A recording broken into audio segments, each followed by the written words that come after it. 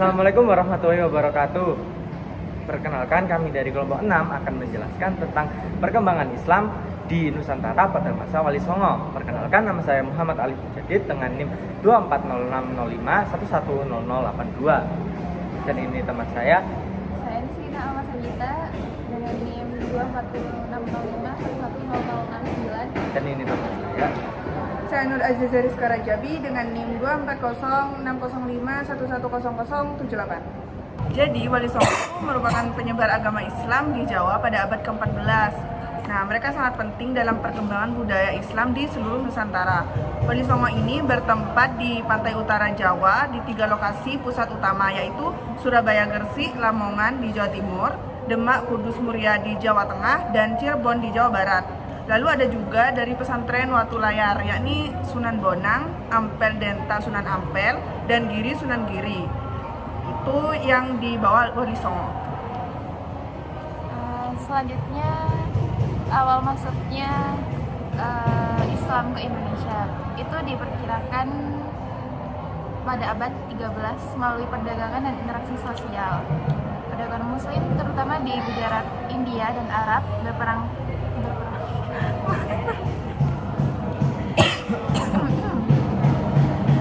Selanjutnya Masuk Islam ke Indonesia. Selanjutnya, awal masuknya Islam ke Indonesia. Diperkirakan Islam pertama kali masuk ke Indonesia pada abad ke-13 melalui perdagangan dan interaksi sosial.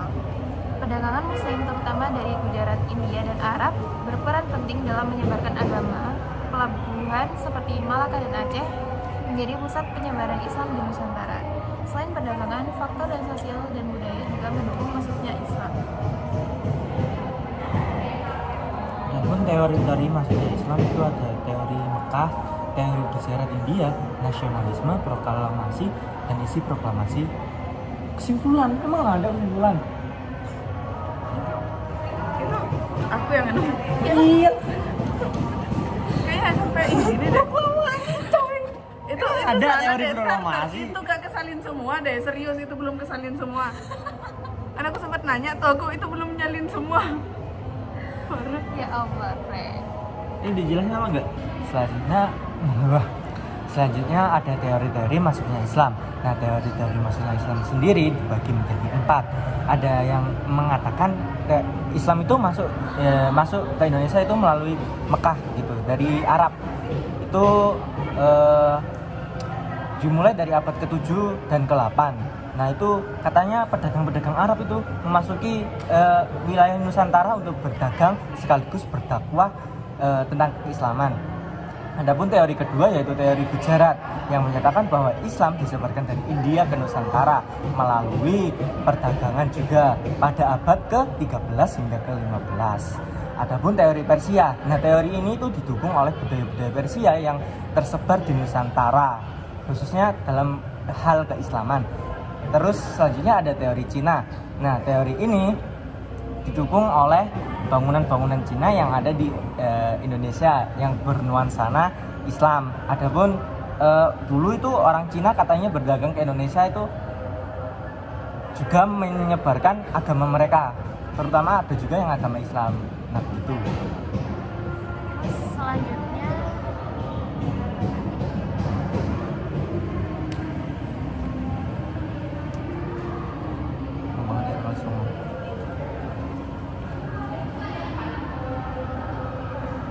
Selanjutnya, pengembangan daerah Wali Songo. Jadi di era Wali Songo ini perkembangan ajaran Islam itu pesat banget di Indonesia. Dapat dikatakan kalau satu faktor krusial dalam perkembangannya ajaran Islam secara masif pada era Wali Songo adalah karena Wali itu menjadi seorang raja dan tokoh-tokoh penting di kerajaan juga masyarakat. Terus sehingga metode dan media yang digunakan untuk menyebarkan ajaran Islam itu lebih inklusif dibandingkan era sebelumnya yang dominan bersifat esoterik karena dominan masyarakat yang non-Islam dan belum memiliki kekuatan maupun pengaruh yang signifikan di dalam masyarakat.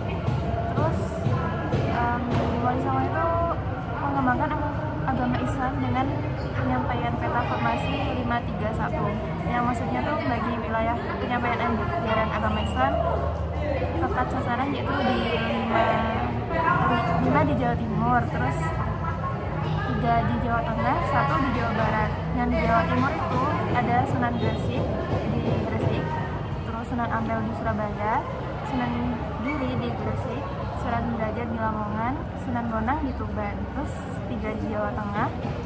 Yang pertama Sunan Muria di Gunung Muria, terus Sunan Kudus di Kudus, yang ketiga Sunan Kalijaga di Demak.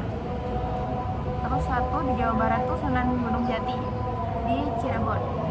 Jawa Timur itu dapat perhatian besar dari para wali karena ditempatkannya 5 wali dengan wilayah yang berbeda, karena Jawa Timur itu pada saat itu merupakan pusat kekuatan politik, yakni Kerajaan Kediri dan Majapahit.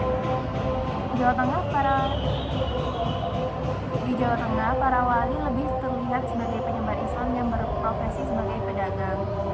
Penempatan ketiga wilayah di Jawa Tengah juga sekaligus berfungsi sebagai pusat pelayanan penyebaran agama Islam di Indonesia Tengah.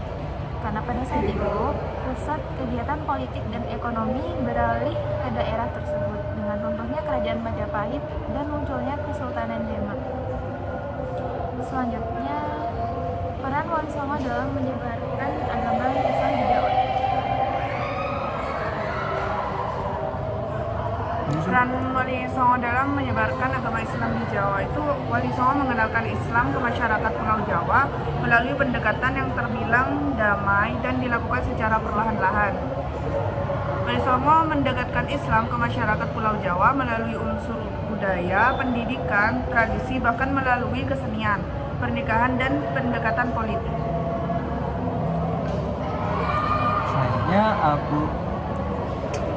Selanjutnya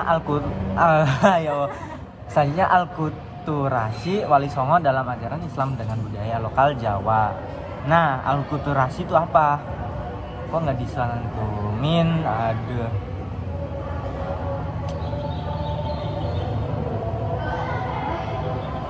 Gimana?